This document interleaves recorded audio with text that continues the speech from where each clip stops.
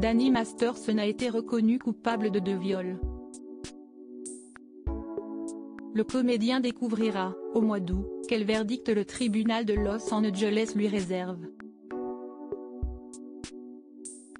En attendant, il a été incarcéré. Cette situation est, fatalement, très dure à vivre pour son épouse Bijou Phillips. Le verdict est tombé, au tribunal de Los Angeles, le mercredi 31 mai 2023. Le comédien Danny Masterson, découvert par le public dans le film Beethoven 2, connu pour son rôle dans la série That 70's Show, a été reconnu coupable de 2 viols. 3 de ses ex avaient initialement porté plainte. L'acteur américain risque jusqu'à 30 ans de prison, mais il devra patienter jusqu'au 4 août prochain pour connaître le détail exact de sa peine.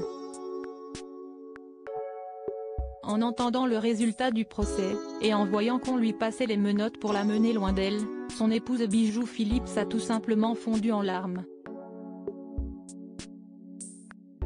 Mariée à Danny Masterson depuis 12 ans, Bijou Phillips était convaincue que son époux disait la vérité en clamant son innocence.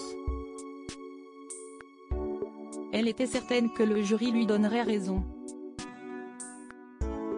Sa vie a complètement changé quand elle a su que son mari, et le père de leur fille Fianna, pourrait aller en prison pour le restant de ses jours, explique une source du Daily Mail.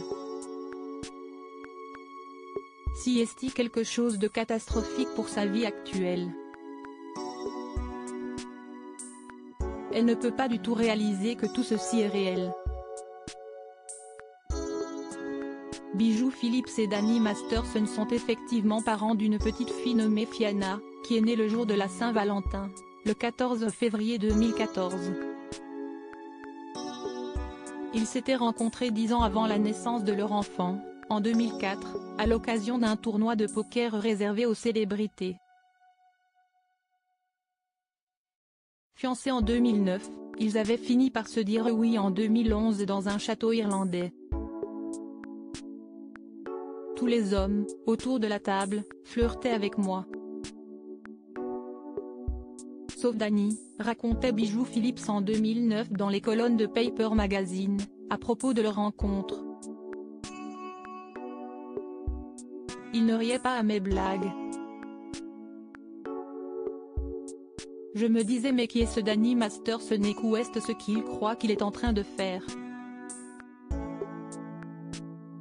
En l'épousant pour le meilleur et pour le pire, l'américaine de 43 ans n'avait certainement pas envisagé un tel scénario.